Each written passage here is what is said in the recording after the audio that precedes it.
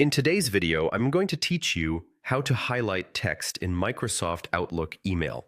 We're working in the Outlook application on a desktop computer, and by the end, you'll know exactly how to make specific words or phrases stand out in your emails. First, open Outlook and click New to start a fresh message.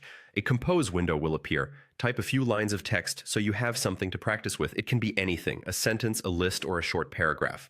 The next part is all about selecting the exact text you want to highlight.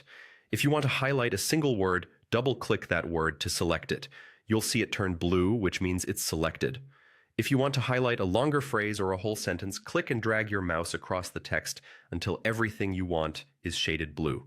That blue color is simply the selection. Think of it as telling Outlook, this is the part I want to work with.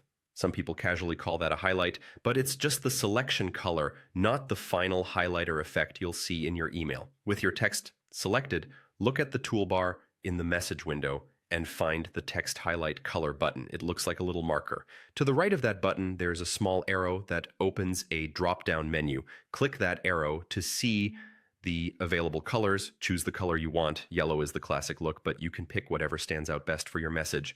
As soon as you choose a color, the selected text will get that marker-style background, and that's your highlight applied. That's really all there is to it. Select the text, click Text Highlight Color, pick your color, and you're done. You can repeat the same process for other words or lines in the same email if you want to emphasize multiple items. Highlights are great for deadlines, action items, dates, or key points you don't want your recipient to miss. Keep readability in mind.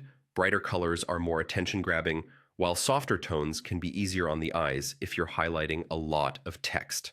Now you know how to highlight text in a Microsoft Outlook email quickly and clearly.